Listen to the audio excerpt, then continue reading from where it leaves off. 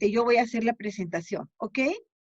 Bien, pues mucho gusto a todos, muy buenas tardes a los colegas, periodistas y personas defensoras de los derechos humanos que ya se han conectado con esta tercera charla que hemos preparado para todos ustedes en el marco del diplomado que estamos impartiendo conjuntamente con USAID, el Tecnológico de Monterrey.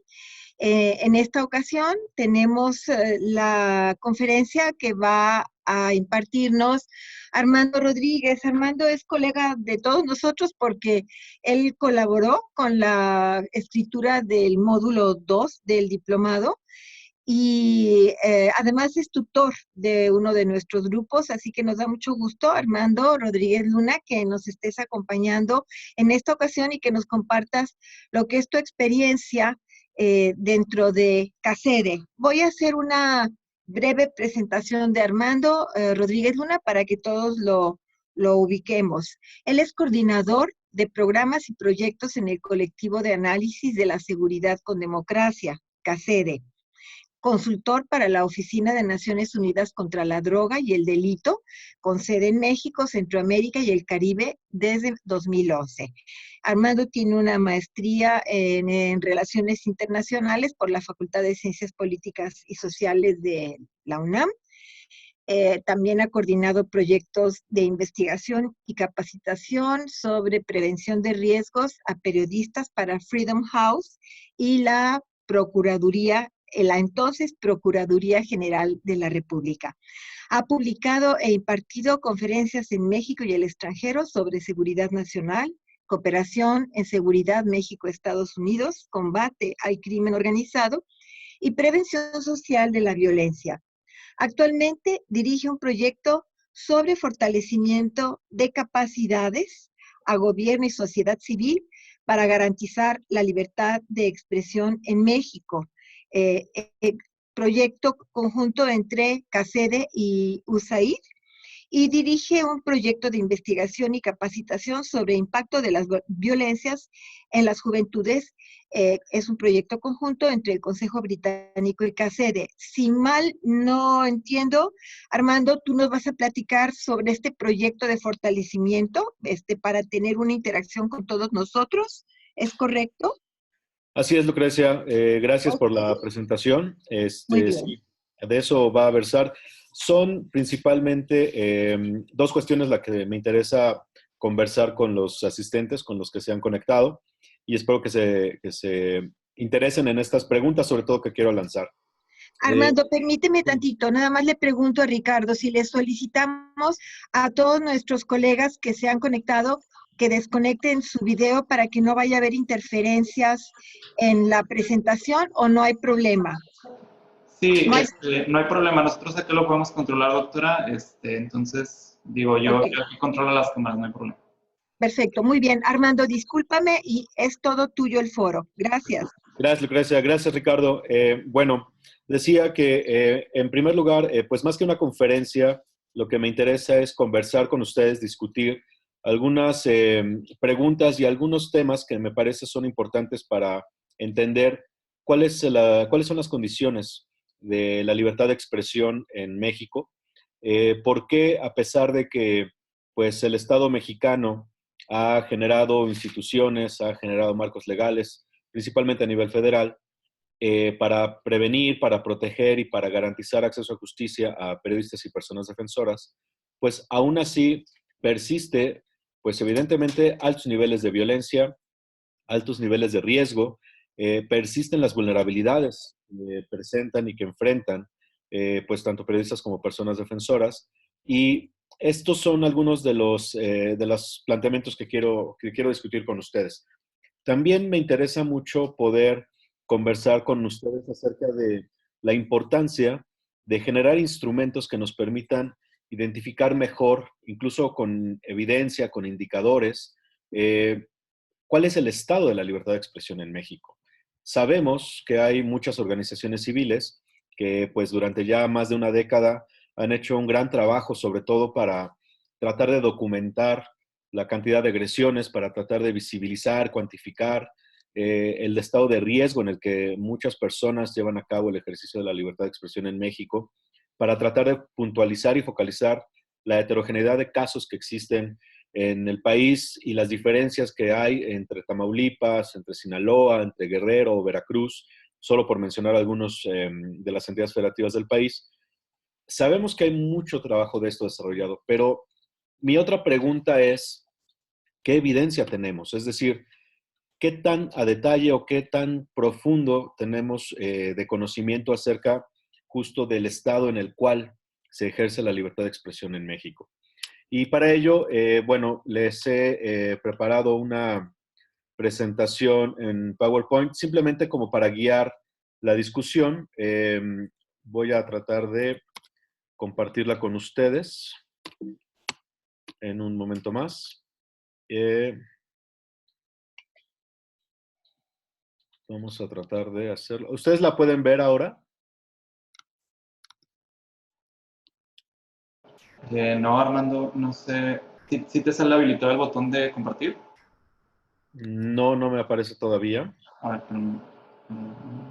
a ver, en ese momento ya.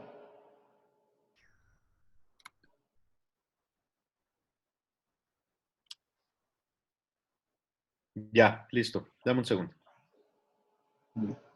Um,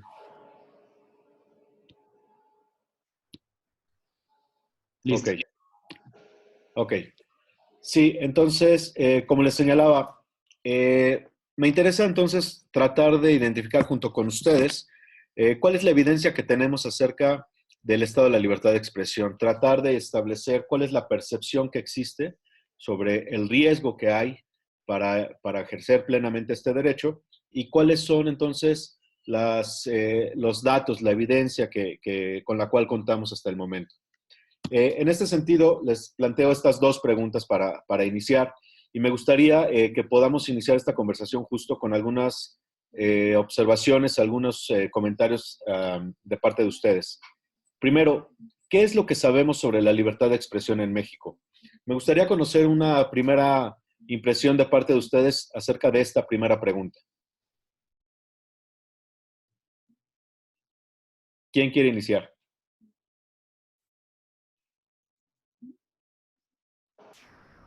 Si gustan participar, pueden dar clic en un botón que dice Raise Hand o levantar, pedir la mano, y así les podemos hacer la palabra.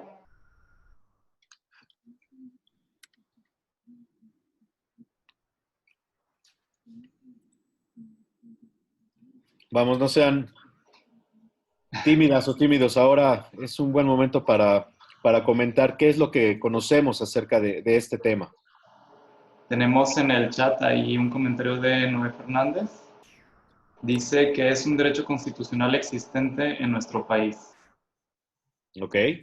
Así es, efectivamente es un derecho constitucional y además es un derecho consagrado en diferentes instrumentos internacionales, desde la Carta de los Derechos Humanos hasta la Convención Americana sobre Derechos Humanos y por supuesto también está perfectamente establecido en el Pacto de Derechos Civiles y Políticos, que pues de alguna manera no solamente sientan un precedente acerca de cuál es la importancia de este derecho y por qué se reivindica este derecho a nivel internacional, sino que también nos va dando pautas para establecer qué estándares internacionales tiene que cubrir cualquier legislación a nivel nacional o a nivel estatal para poder cumplir con esos estándares internacionales, es decir, cumplir con las condiciones que permitan el efectivo y libre ejercicio de este derecho, el derecho a la libertad de expresión.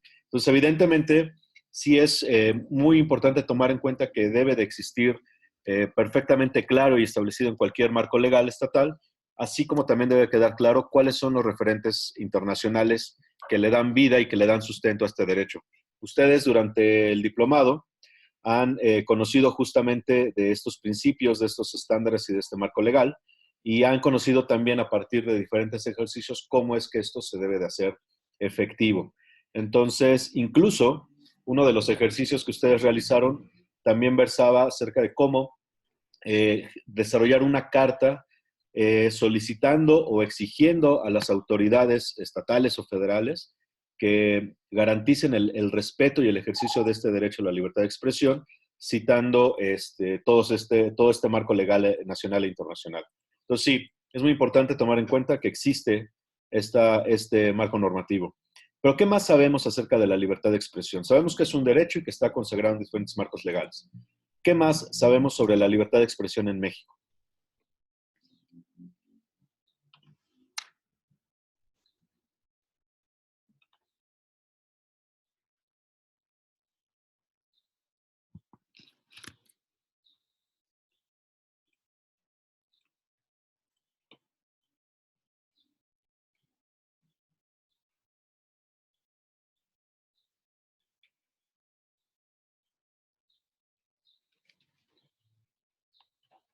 Pueden activar el micrófono también.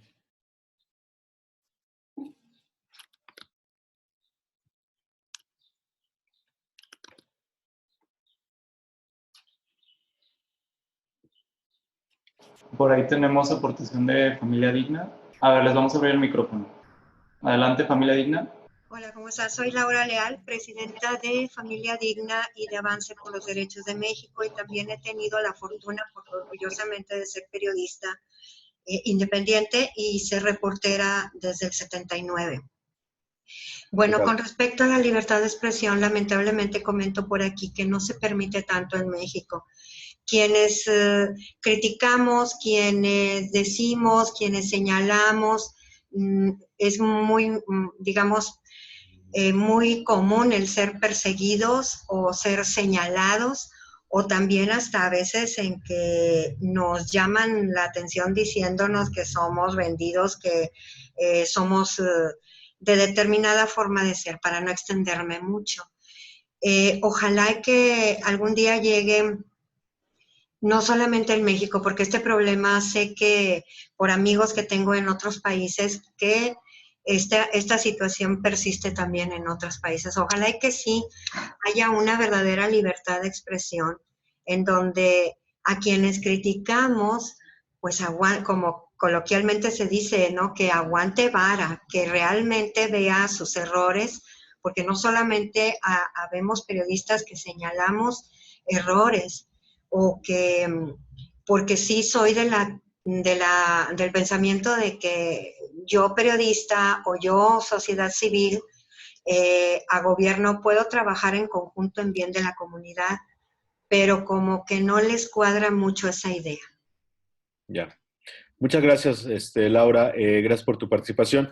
La verdad es que mencionas por lo menos dos temas realmente muy importantes. Uno es que sí, existe justo este convencimiento de que no existen las condiciones suficientes para ejercer la libertad de expresión en México.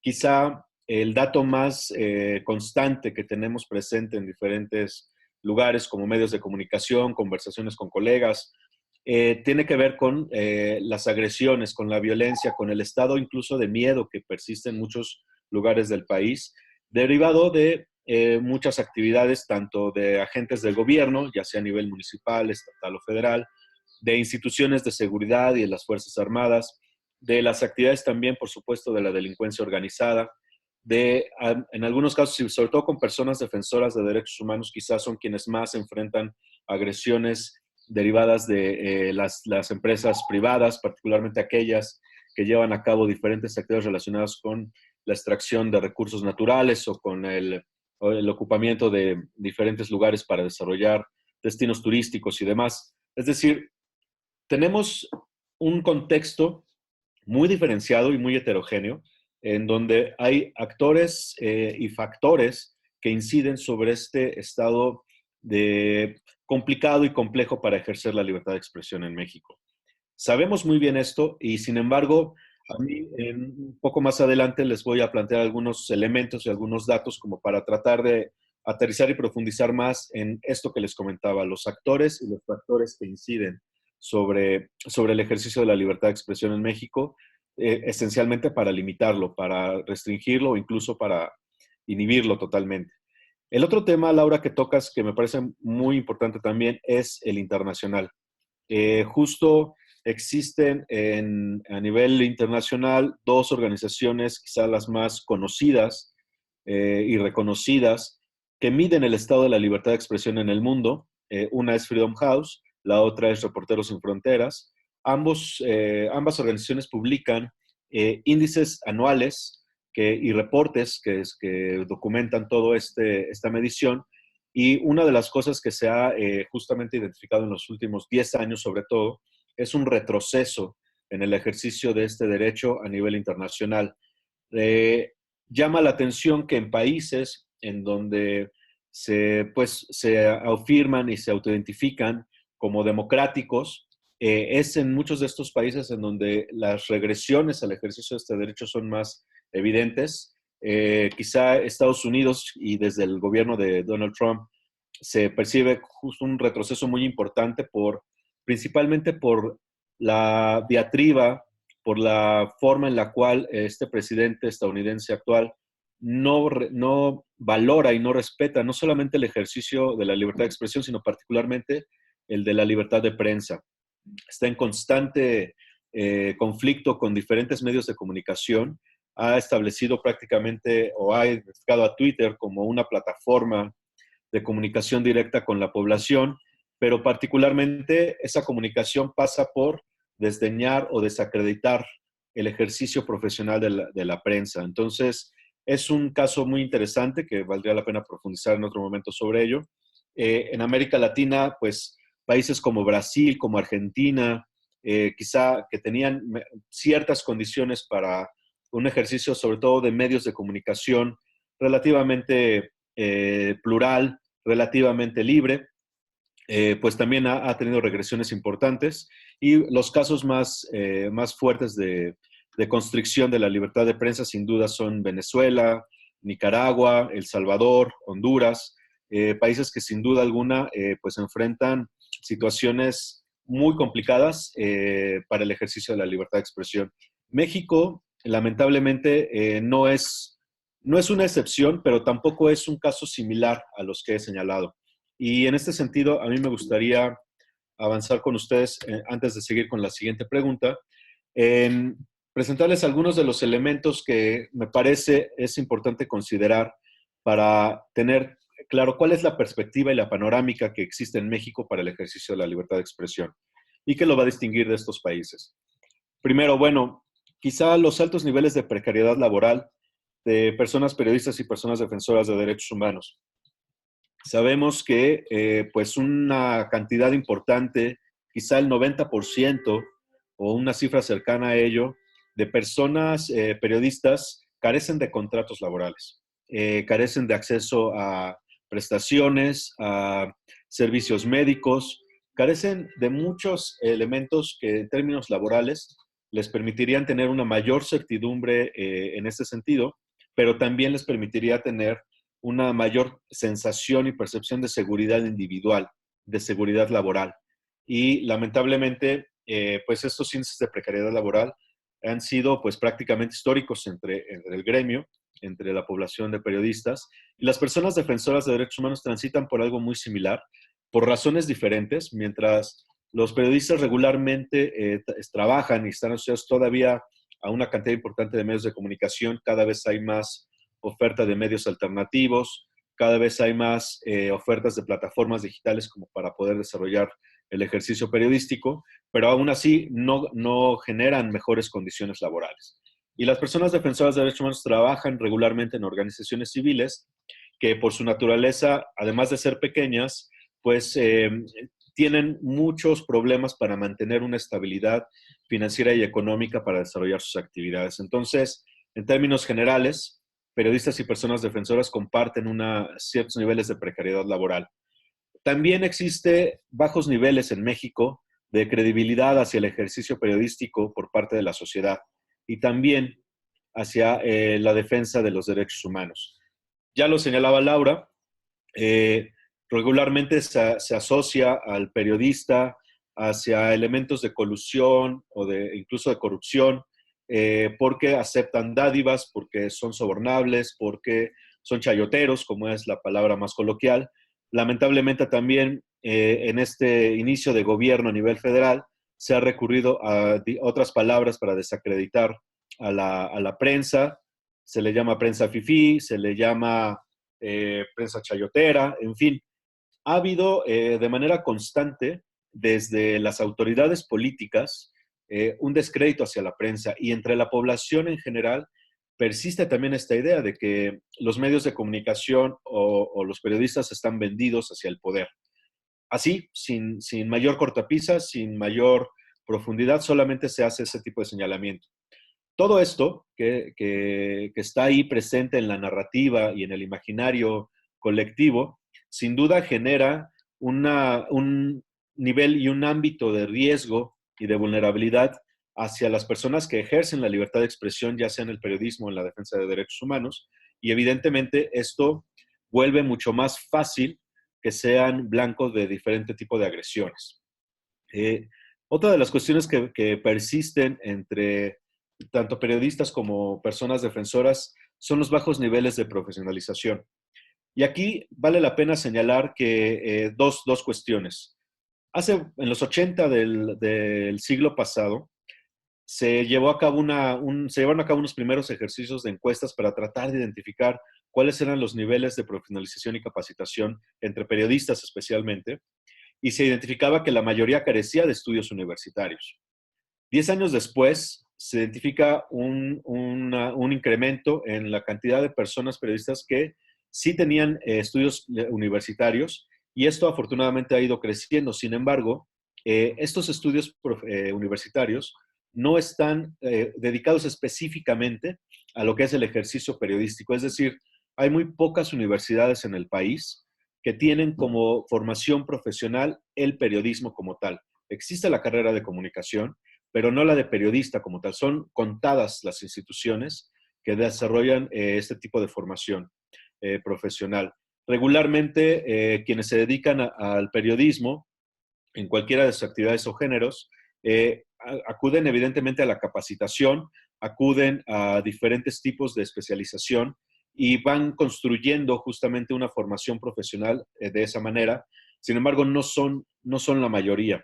Son pocos los periodistas, las personas periodistas comprometidas con su formación en aras justamente de desarrollar un periodismo mucho más ético, mucho más profesional y, sobre todo, mucho más objetivo de cara a lo que se representa, pues poner a disposición de la opinión pública información recabada y recopilada de manera y organizada de manera profesional.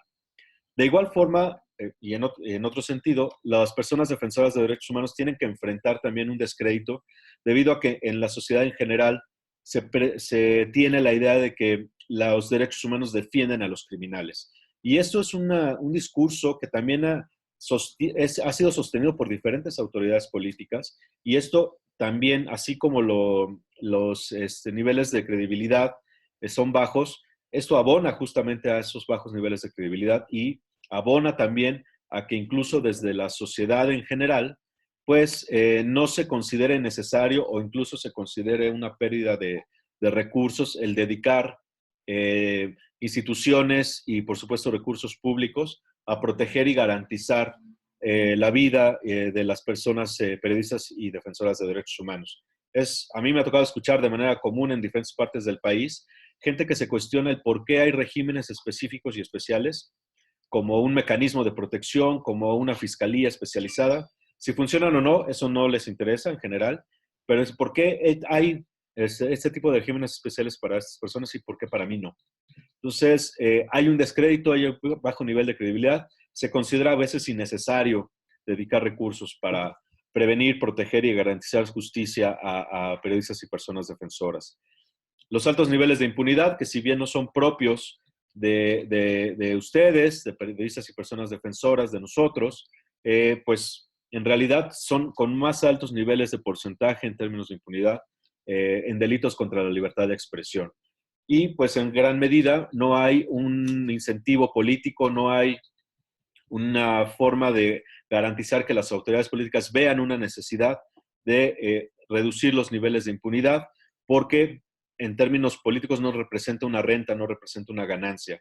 Y eso significa también, pues, que evidentemente se tiene que seguir ejerciendo la libertad de expresión bajo condiciones de riesgo impulsadas no solamente por la inseguridad, sino también por la poca sensibilidad de las autoridades políticas respecto al tema. Decíamos, entonces tenemos un contexto de miedo, de censura, de autocensura y de otras acciones que generalmente van incidiendo directamente sobre un pobre ejercicio de la libertad de expresión en México. Y en este sentido, pues también incide mucho el hecho de que existen bajos niveles de confianza institucional. No pensamos que las instituciones creadas, porque así lo han demostrado también, pero no pensamos que sean eficaces en su actuar. Y no pensamos tampoco que puedan realmente resolvernos algún problema cuando estamos enfrentando alguna agresión, mucho más en lugares como Veracruz, como Tamaulipas, como Guerrero, como Baja California, en donde pues hay dinámicas de poder locales que inhiben y que bloquean cualquier tipo de acción desde el nivel federal, por muy buena voluntad que haya detrás o por muy buena acción eficaz que se pretenda realizar, pues hay muchas condiciones en lo local que impiden que también se lleve a cabo. Entonces, en términos generales, me parece que es un panorama que da cuenta justamente de por qué es que estamos en estas condiciones actualmente. Ahora, a mí me gustaría preguntarles cuáles son sus consideraciones respecto a estos elementos que acabo de señalar. ¿Quién quiere comentar algo respecto a esto?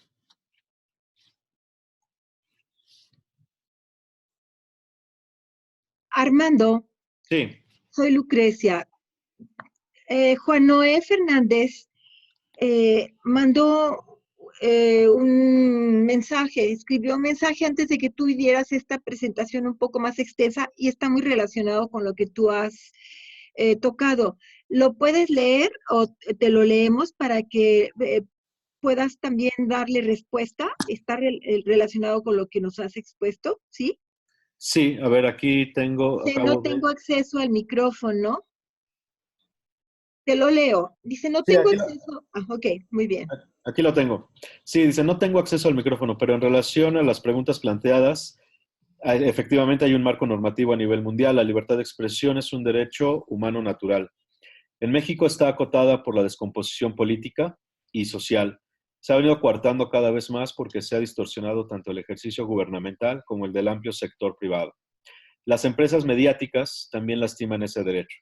La ola de agresiones, censura, despidos, etcétera, inhibe la libertad de expresión que, por otro lado, no es exclusiva de periodistas, sino de toda la población.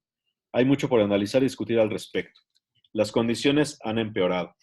Efectivamente, Noé, justo, pues, como decía Lucrecia, has tocado varios temas de los que abordé en esta diapositiva y me parece que uno de los que agregas pues, de tu parte y que tiene una importancia fundamental es el de las empresas mediáticas, ¿no? ¿Cómo es que los medios de comunicación, entendidos como empresas, ejercen una presión y ejercen influencia efectiva sobre la manera en la cual se plantea la libertad de expresión en el país? Y sobre este tema, me parece que si bien hay muchos estudios que han abordado la lógica duopólica de los medios de comunicación, particularmente electrónicos, en radio, en televisión, en radio tiene una lógica y una dinámica diferente. Y también en las nuevas plataformas digitales se está generando nuevas formas de constricción a la libertad de expresión.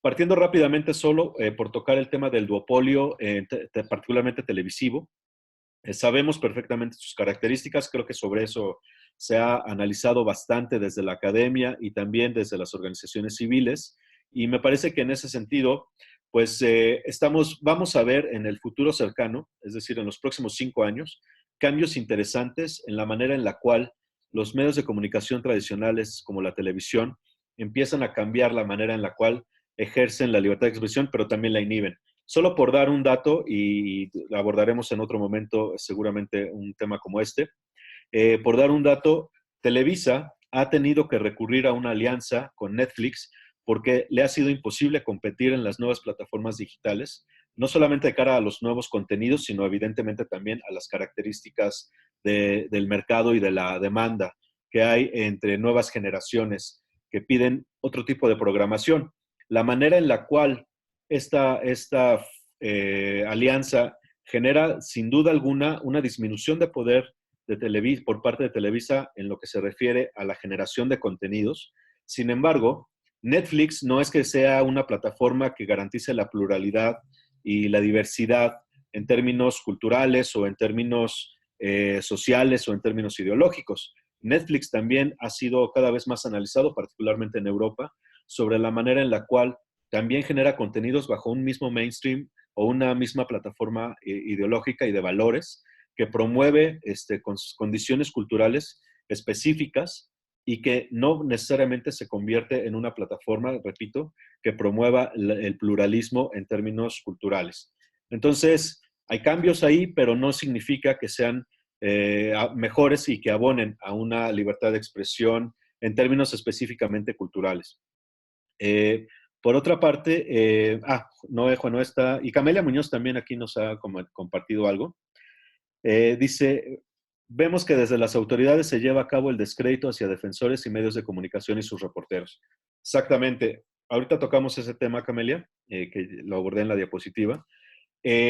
Simplemente para comentarles que en las nuevas plataformas digitales, una de las nuevas formas en la cual se observa que se están generando condiciones para limitar y para constreñir el ejercicio de la libertad de expresión tiene que ver con varias cuestiones. Una, las empresas digitales, las empresas dedicadas al desarrollo de plataformas en Internet, están generando condiciones que limitan la libertad de expresión en la medida en que van construyendo lo que se llaman burbujas mediáticas o burbujas de opinión. Es decir, plataformas como Facebook, como Twitter particularmente, desarrollan algoritmos que generan una especie de condicionamiento del tipo de opinión que se desarrolla, del tipo de perfiles que se siguen en la comunidad de amigos y en la comunidad de seguidores, y lo que se crean son burbujas en donde las discusiones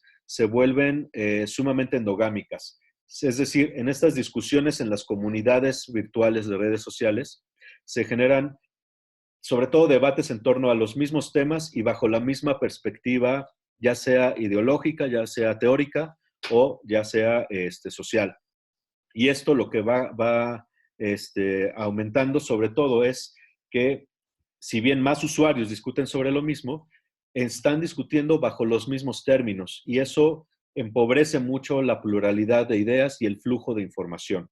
Eso es por una parte. También se están utilizando estas redes sociales para generar una discusión e incluso lo que llaman linchamiento en estos ámbitos de las redes sociales cuando ciertas personas no están de acuerdo con las opiniones de otras. Y creo que en el caso de México, el reporte más reciente de Signal da cuenta justo de cómo algunos hashtags se han convertido justamente en punto de posicionamiento para generar una persecución sobre personas, periodistas, organizaciones civiles, que tienen diferencias en la forma en la cual el gobierno de López Obrador ha desarrollado y ha planteado algunas de sus políticas públicas. Y estos son solo algunos elementos que menciono, en donde las nuevas plataformas digitales también generan nuevas condiciones para limitar e inhibir la libertad de expresión. Retomo lo de Camelia Muñoz rápidamente. Bueno, ya lo señalé. Las autoridades, sí, justo, llevan a cabo el descrédito hacia personas defensoras y medios de comunicación y sus reporteros, y esto simplemente va en detrimento de garantizar las condiciones más adecuadas para ejercer la libertad de expresión. Diferentes recomendaciones de los relatores de libertad de expresión de la Comisión Interamericana de Derechos Humanos y de Naciones Unidas han señalado que quizá el primer punto de prevención de agresiones contra estas poblaciones tiene que ver con un posicionamiento claro y enfático de parte de la mayor autoridad política de cada país para garantizar el ejercicio de la libertad de expresión y reivindicar el ejercicio de este derecho. Noé, bueno, dice, nos comenta, la falta de profesionalismo entre nosotros provoca ese escenario caótico hoy. Soy un romántico del periodismo escrito, dice, y creo que hay corrupción, arribistas, colegas que no debieron ser colegas, sin ética ni escrúpulos, lastimosamente.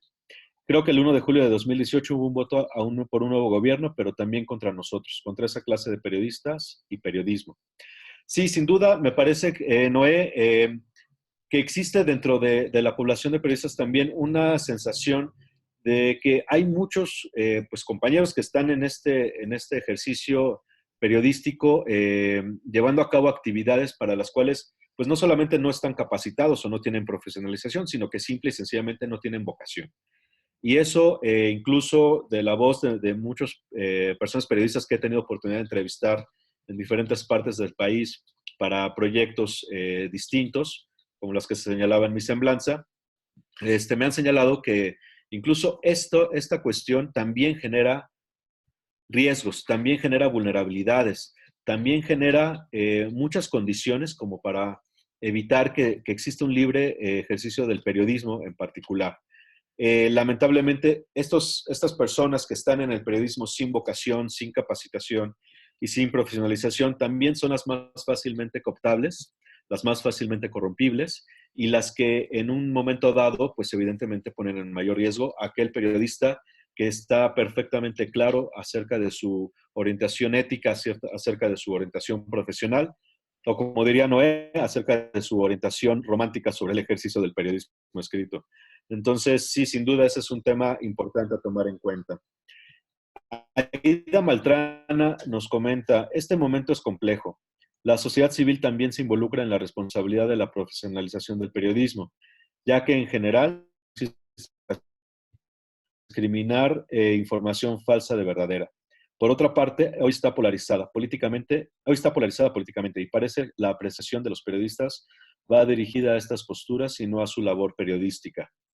Sí, Aida, me parece que justo tocas un tema muy importante. No existe educación digital y entre la población en general existen también pues muchas dificultades como para saber cómo discriminar información. Desde hace por lo menos 30 años, justo ayer se celebraban las primeras 3 décadas de la existencia de Internet y cuando yo recuerdo perfecto, soy de esa época, recuerdo perfecto que cuando se puso a disposición del público en general el acceso a esta plataforma, se hablaba que pues podíamos acceder a cada vez mayor y mejor información. Y muy pronto nos dimos cuenta que el problema no era acceder a mucha información, sino el problema era tener las capacidades y las herramientas analíticas en principio para poder discriminar entre la información buena y la mala. Hoy en día esto ya se ha conceptualizado en torno a temas como el fake news, que particularmente se orientan específicamente a lo que es la información y la información relacionada con hechos. Y es muy fácil caer en información falsa, es muy fácil caer en la replicación y la difusión de información falsa porque no tenemos las herramientas o los elementos suficientes como para verificar que esta información sea veraz. De ahí la importancia de acciones como la de verificado en las elecciones pasadas, en donde realmente generó una diferencia el tener pues a un grupo de personas que se dedican específicamente, por lo menos en un periodo y sobre un tema un tipo de información concreto, generar estos mecanismos de verificación. María Eugenia nos comenta, la sociedad en general no tiene una relación cercana con los medios de comunicación, porque su papel era cubrir la nota gubernamental. La voz de las y los ciudadanos era nula. Con el aumento de la inseguridad y la violencia, periodistas independientes empezaron a acercarse a temas específicos, lo que hace que se reivindique el papel y la importancia del periodismo. Esto por la libertad de expresión simulada por parte de gobierno y empresas mediáticas. Ese es un buen tema, María Eugenia, esto último particularmente. ¿Cómo es que hay una simulación de la libertad de expresión en México? ¿Cómo es que gobierno y empresas mediáticas logran en algún momento para una parte de la población en general simular que existe este derecho, simular que existe la posibilidad de expresarse libremente? Me parece que estos son elementos que sí vale la pena profundizar en ellos porque de alguna manera nos dan pauta como para identificar cuáles son las herramientas que utilizan, pongámoslo en estos términos, gobierno y empresas mediáticas para poder abrir espacios de opinión sin que esto signifique que se abran espacios a todas las opiniones, que se abran espacios de discusión sin que esto signifique que realmente se discuta bajo los términos de tolerancia, de empatía, de aceptación de las ideas del otro, de coexistencia y de cohabitación, digamos en unos términos socialmente más amplios. Entonces, me parece que justo esto es uno de los temas que también vale la pena ahondar, particularmente cuando se refiere a las empresas mediáticas, ¿no? Decíamos hace un momento, hay muchos cambios, sobre todo tecnológicos y financieros, que van generando nuevas condiciones para el ejercicio de la libertad de expresión en el ámbito corporativo, y vamos a encontrar también muchos de los elementos que nos van a permitir entender mejor cómo es que esto funciona. A propósito, y hago un comercial, dentro del proyecto que está desarrollando CACEDE con financiamiento de USAID, estamos desarrollando lo que se llama policy papers, es decir, documentos de análisis que están orientados a llevar a cabo recomendaciones de política pública. Uno de estos policy papers tiene que ver con la influencia de las empresas privadas empresas privadas digitales sobre la forma en la cual se inhibe la libertad de expresión. Y me parece que esto es uno de los temas punta que hay que analizar y discutir más ampliamente. Estos policy papers estarán disponibles al público me parece, alrededor de 3 meses, y evidentemente si está dentro del ámbito del diplomado todavía, ponerlos a disposición de todas las personas que lo cursan. Bárbara Vázquez nos comenta, más que descrédito es deslegitimación de los medios y del periodismo. Así lo menciona un reporte de la UNESCO, aquí nos deja la liga. Gracias por compartirla, Bárbara. Tendré oportunidad de leerlo con mucho interés. Y bueno, sin duda, ¿cómo es que se deslegitima no solo al medio, sino también al periodista? ¿Cómo es que se deslegitima a la empresa de comunicación, pero también tiene un efecto sobre el periodismo como tal? Me parece que son dos cosas distintas. Así como hablar del periodista como persona que ejerce una profesión, también es importante diferenciarlo de lo que es una empresa de un medio de comunicación, que al final de cuentas pues es un actor privado que tiene intereses esencialmente privados y económicos. Son diferencias muy importantes, y lo mismo ocurre con el tema de la deslegitimación. Se deslegitima a la empresa, pero también de manera muy particular y muy sesgada quizá, se deslegitima al periodismo. Y me parece que el segundo es el que se tiene que reivindicar. Me parece que el periodismo como tal es el que se tiene que mantener como una de las funciones más importantes para una sociedad que todos sabemos es clave que sea democrática. El periodismo tiene una función clave, fundamental, para poder generar toda una apertura en cuanto a las ideas, para poder generar toda una apertura en cuanto a la información y para poder crear las condiciones necesarias para que las personas se informen y tomen decisiones en su ámbito político y social. El periodismo como tal, si bien no es el salvador de la democracia, sí es un actor clave, es un pilar, me parece, de un Estado democrático. Perdón.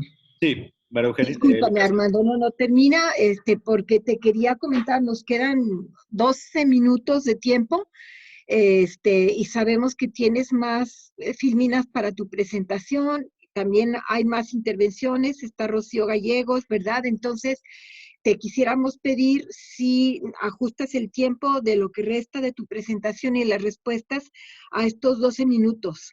De acuerdo, muy bien, Lucrecia, gracias por recordármelo. Justo voy a leer rápidamente lo que comenta María Eugenia. Nos señala, ahora vemos periodistas incluyentes, capaces de dar voz a quienes no la tienen, y eso es una riqueza en este momento que vivimos en México. De acuerdo, se ha abierto mucho más la participación de las personas periodistas justamente a través de diferentes plataformas, y eso sin duda enriquece. Tenemos que tener en cuenta la importancia del impacto y del alcance que estas plataformas y que estas nuevas formas de hacer periodismo pueden tener, y eso me parece que es un tema pendiente justamente en el país. Bueno, Camelia Muñoz también comenta, las presiones por publicidad oficial influyen también sobre la libertad de los medios. Lo pongo entre comillas, lo de libertad, porque de la publicidad depende mucho la labor periodística. Justo, la publicidad oficial es un factor clave para determinar de qué manera se ejerce presión o no sobre los medios de comunicación, de qué manera se privilegia el acceso a ciertos periodistas a información clave que después podrán utilizar, pues básicamente con los intereses de quien da esa información. La publicidad oficial también significa la exclusión de otros medios de comunicación, no solamente para poder existir, sino para poder subsistir. En fin, que la publicidad oficial sí es un tema clave. Lamentablemente, las discusiones sobre la normatividad en torno a esta forma de dedicar recursos públicos para los medios de comunicación se ha estancado, no ha avanzado como quisiéramos, porque además es un tema que resultó más complejo de lo que se identificó al principio. Sin duda ahí el grupo que lidera o que de alguna manera convoca Artículo 19 es muy importante, y ahí me parece que tenemos justo capacidades como para generar propuestas realmente importantes en el futuro inmediato. Rocío Gallegos señala: creo que este deterioro en la libertad de expresión también ha sido utilizado por algunas organizaciones para lucrar con esa condición. Sí, me parece que también existe justo un espacio en donde pues muchas organizaciones civiles, como siempre, hay actores que aprovechan pues los momentos de crisis, los momentos de vaguedad institucional o de vaguedad o de vacíos legales, como para poder lucrar. Identifican también necesidades concretas y la verdad es que se generan entonces condiciones para que ciertos actores avancen sus intereses propios. Vale la pena decir que hay muchas organizaciones civiles que también pues dedican mucho de su tiempo para poder tener pues no solo mejores condiciones para el ejercicio de la libertad de expresión, sino para fomentar que otras organizaciones civiles hagan lo propio. Y ahí sí vale la pena establecer un mapeo muy claro que distinga o que permita distinguir, perdón, cuáles son estas organizaciones civiles que se han convertido en vividoras de esta crisis de libertad de expresión en el país y cuáles realmente están aportando o abonando para que esto cambie. Y me parece que ustedes, como personas que han recibido visitas en muchos de sus lugares de origen de organizaciones civiles, particularmente de la Ciudad de México, pero no creo que no solamente de aquí, tienen mucho más identificado a estas organizaciones. Bueno, como decía Lucrecia muy bien, tengo otras diapositivas que estas, por supuesto, estarán a su disposición. Solo quiero plantearles lo siguiente. En cada uno de estos temas, sobre las condiciones en las cuales los periodistas ejercen el periodismo en términos laborales o en términos éticos, sobre la forma en la cual la independencia se garantiza por parte del medio de comunicación, más allá de la publicidad oficial, sobre estos temas de censura, autocensura, sobre los temas relacionados con la manera en la cual las personas defensoras de derechos humanos también llevan a cabo sus actividades, particularmente a nivel local. Sobre todos estos temas es que CACEDE ha buscado generar evidencia y generar indicadores a partir de una encuesta que iniciamos el año pasado y que hoy en día estamos levantando también. Esta encuesta está tomada en cuenta sobre todo, o está conformada sobre todo en torno a estos ejes de análisis que ustedes pueden ver en su pantalla. Sí los están viendo, ¿verdad? No, Armando, no vemos la... Ah, ya se Ahí ve. está. Listo. Sí, los ejes de análisis que considera la encuesta de CACEDE son en relación con los aspectos laborales, con la percepción de seguridad que existe en el ámbito inmediato de desarrollo de su actividad, con la confianza y el desempeño institucional hacia las instituciones federales y estatales, sobre la victimización que han experimentado, sobre la forma en la cual ha sido su experiencia para quienes la hayan tenido en su relación con el mecanismo de protección, sobre las prácticas de protección y autoprotección que a nivel individual u organizacional tienen, sobre la autonomía laboral que llevan a cabo ya sea dentro del medio de comunicación para el que trabajan o de la organización civil de derechos humanos en la que colaboran, sobre las posibilidades y las condiciones de acceso a la información a nivel local para el ejercicio de sus actividades, sobre los niveles de capacitación y evidentemente también un muy pequeño apartado sobre consideraciones sociodemográficas. Esta encuesta lo que busca es, les decía al principio, profundizar mejor, generar mayor evidencia sobre todas estas condiciones que hemos discutido a través del chat. Tener datos, porcentajes, números que nos permitan profundizar, decía, sobre todo en la manera en la cual ustedes desde su perspectiva pueden entonces hablar y decir, esto es lo que sucede en términos de censura, esto es lo que sucede en términos de autoprotección. Que tengamos información clave que permita, sobre todo, tener mejores acciones de parte tanto de las instituciones de gobierno como de las propias organizaciones defensoras de derechos humanos y de periodistas en su caso.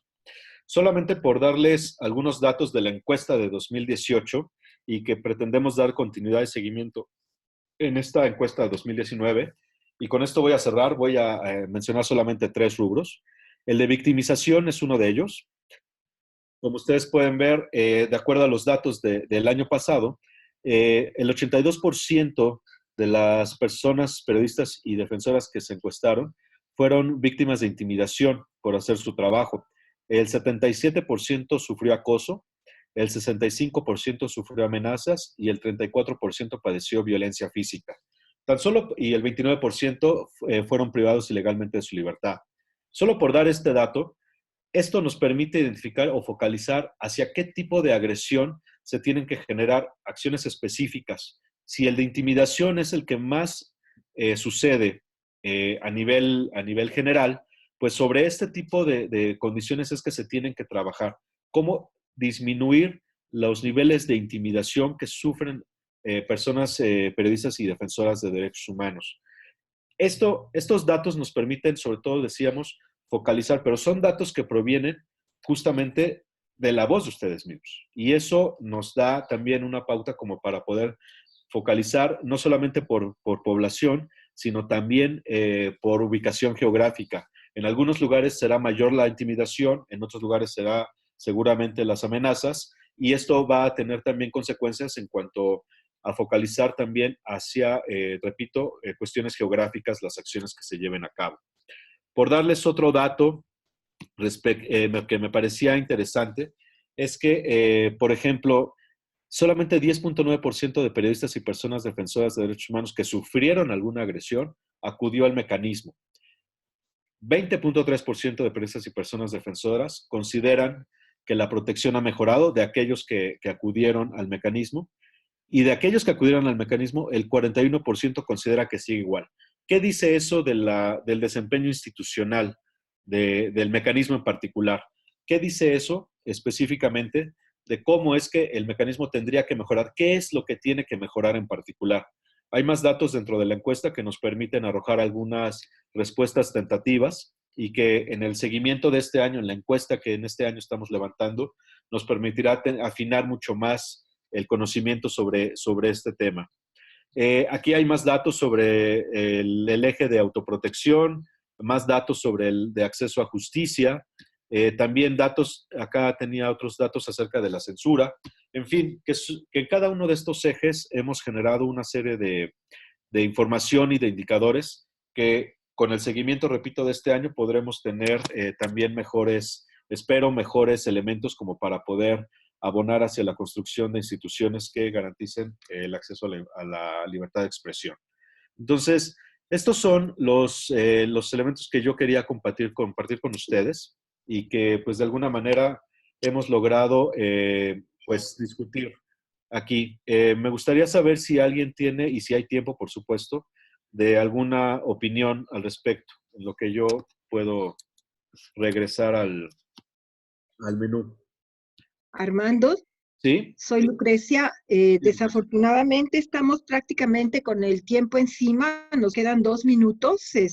No sé si más bien tú quisieras establecer algún canal de contacto con los periodistas para que ellos puedan continuar en comunicación contigo y enriqueciendo con sus comentarios y su experiencia este instrumento de la encuesta.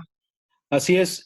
Bueno, desde luego, la encuesta ha sido puesta a disposición en la plataforma del diplomado para que todas las personas que lo cursan puedan acceder a ella. Es un acceso virtual, es decir, la encuesta está en una plataforma que se llama Service CTO, que tiene todas las garantías de seguridad digital y que, bueno, pues está ahí listo a su disposición.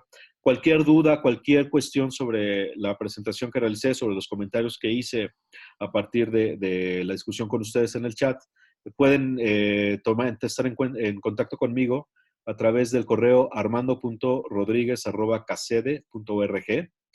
Está ahorita en línea en su pantalla. Y por supuesto, a través de la página de CACEDE y también de mi cuenta de Twitter, @a_Rodríguez Luna. Por supuesto, estoy a su disposición para cualquier cuestión relacionada con todos los comentarios que he hecho en esta presentación.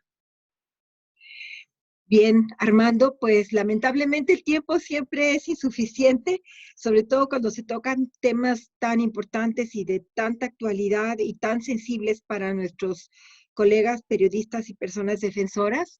Así que no nos queda otra cosa que despedirnos, agradecerte que nos hayas dado la oportunidad de compartir esta experiencia que están realizando y que deseamos de verdad que llegue a buen término para que se convierta en un instrumento de mucha utilidad para reforzar los temas de seguridad de los periodistas y las personas defensoras de derechos humanos. Y pues a todos los colegas que se conectaron en este enlace, les damos las gracias.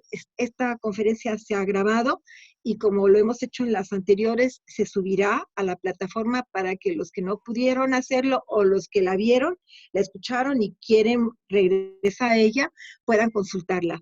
Sin más, pues muchas gracias, Armando, mucho éxito y buenas tardes. Gracias, Lucrecia. Gracias a todos. Todas las preguntas que están ahí las puedo responder vía correo electrónico sobre la muestra y sobre lo demás. Muchas gracias. Hasta luego.